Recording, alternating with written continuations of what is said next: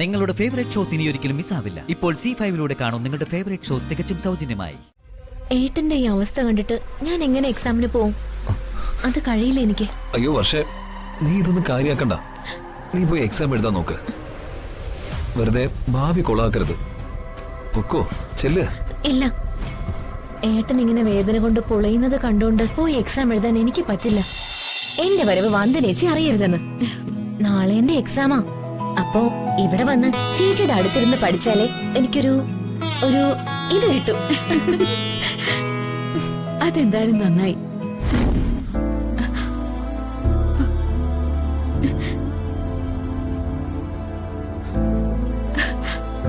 ഷടാ, ഒന്നിനെ തന്നെ നനച്ചാ കാണുന്നതെല്ലാം അതാണെന്ന് തോന്നുന്നു. പണ്ടാരോ പറഞ്ഞത് ശരിയാ. മനസ്സ് മുഴുവൻ വർഷയുടെ ഓർമ്മകളാ.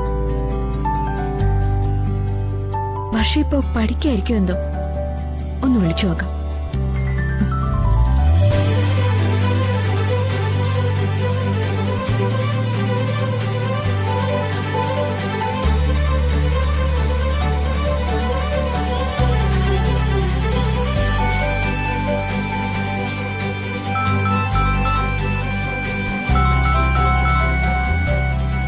വന്ദനേച്ചിയാണല്ലോ.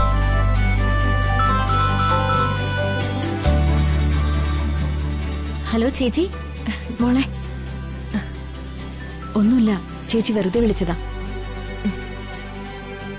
മോളെ, നീ ഇവിടെ എന്തെടുക്കാ? ഞാൻ പഠിച്ചോണ്ടിരിക്കുകയായിരുന്നു ചേച്ചി. എനിക്ക് പഠിക്കാനൊന്നും സാധിച്ചില്ല. ആ സ്ഥാനത്ത് മോള് നന്നായി പഠിച്ച് നല്ല മക്കളുടെ പരീക്ഷ പാസ്സാവണം. എന്നിട്ട് നല്ലൊരു ജോലി നേടി അച്ഛനും അമ്മയ്ക്കും ഒരു സഹായവും അഭിമാനമൊക്കെ ആവണം. വന്ദനയാണ് ഫോണിൽ. തീർച്ചയായും ചേച്ചി. ചേച്ചിയുടെ ആഗ്രഹം ഞാൻ നേടി തന്നിരിക്കും.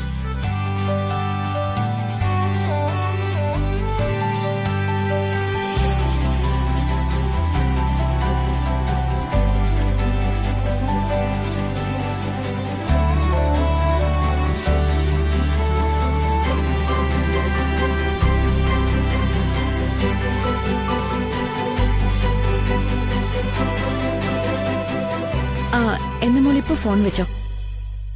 വെറുതെ സംസാരിച്ച് സമയം കളയുന്ന സമയത്ത് 2 ലെസൺ കൂടി പഠിക്കാം. ശരി ചേച്ചി.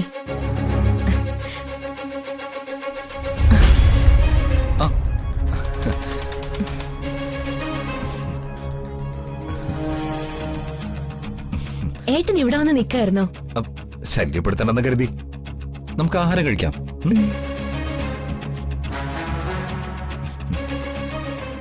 വേണ്ട, ഞാൻ വരുത്തരാം.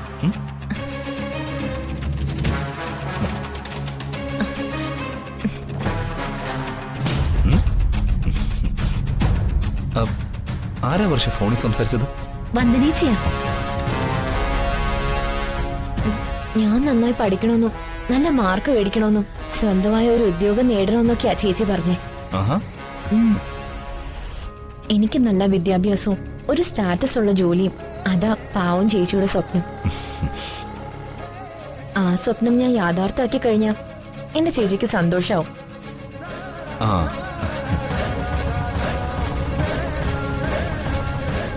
എന്നാലേ നീ ഇത്തവണ പരീക്ഷ എഴുതുന്നില്ല. എന്റെ കണ്ണിലെ കരടായ നിന്റെ വന്ദന ചേച്ചി അങ്ങനെ ഇപ്പൊ ആനന്ദിക്കണ്ട.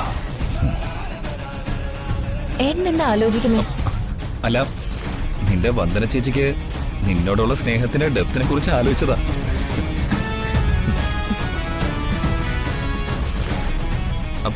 പ്ലേറ്റ് ഞാൻ തന്നെ കഴുകി വെക്കേ? അയ്യോ വേണ്ട, പ്ലേറ്റ് ഞാൻ തന്നെ കഴുകി വെക്കാം. അതൊന്നും പറ്റില്ല, ഞാൻ തന്നെ ചെയ്തോളാം. ഏട്ടാ ഞാൻ നോ, നീ അത്രയും സമയം കൂടി പഠിക്കാൻ നോക്ക് വർഷം.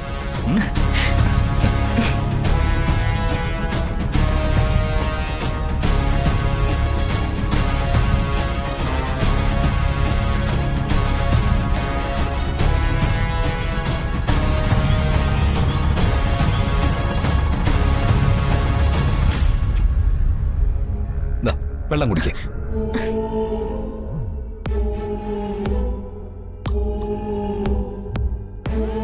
മതി. പഠിച്ചോ പഠിച്ചോ.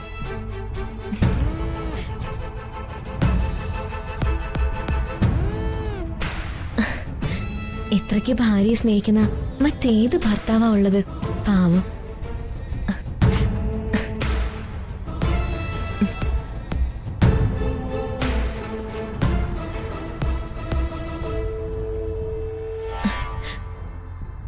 ഏട്ടൻ പോയി കിടന്നു. ഏയ്, നിനക്ക് കൂട്ടുവേണ്ടേ വർഷേ?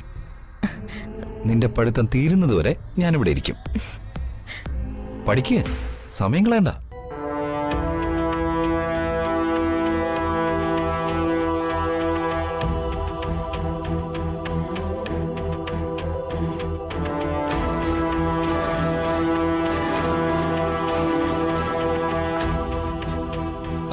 വേണ്ട, പഠിപ്പും പരീക്ഷയൊക്കെ തീരുന്നതുവരെ റൊമാൻസിന് നിരോധനം. പഠിക്കും.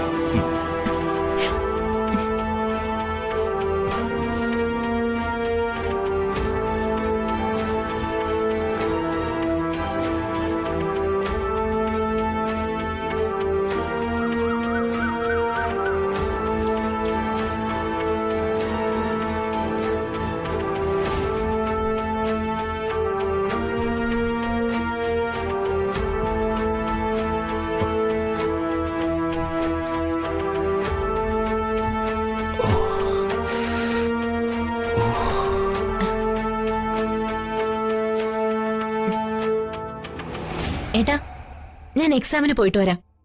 ഏട്ടൻ എന്നെ അനുഗ്രഹിക്കണം.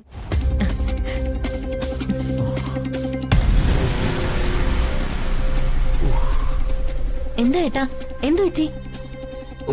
നല്ല തലവേദനയുണ്ട്. എന്താ പെട്ടെന്ന് ഇങ്ങനെ? അത് ഉറക്കമുളച്ചിട്ടാ. പിന്നെ ബിസിനസിന്റെ ടെൻഷൻ, മൈഗ്രെയിൻ ഉണ്ട് എനിക്ക്. ഏട്ടന്റെ ഈ അവസ്ഥ കണ്ടിട്ട് ഞാൻ എങ്ങനെ എക്സാമിന് പോവും? അത് കഴിയില്ല എനിക്ക്. അയ്യോ വർഷേ, നീ ഇതൊന്നും കാര്യാക്കണ്ട. നീ പോയി എക്സാം എഴുതാൻ നോക്ക്.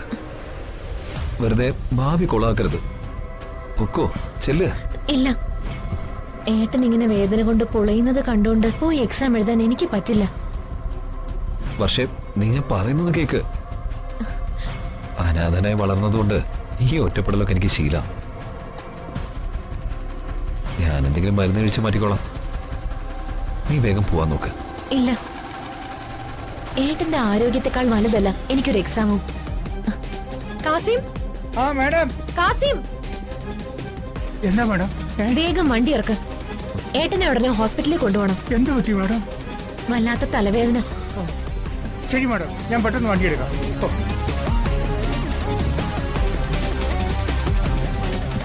വർഷേ, ഇതൊന്നും സാരമില്ല.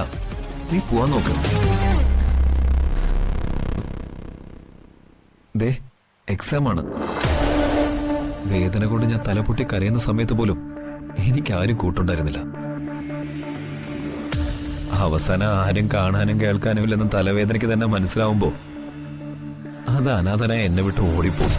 അതിന് ഏട്ടൻ ഇപ്പൊ അനാഥനല്ലല്ലോ. ഡൗൺലോഡ് ചെയ്യൂ C5 ആപ്പ്. കാണൂ എല്ലാ എപ്പിസോഡുകളും സൗജന്യമായി.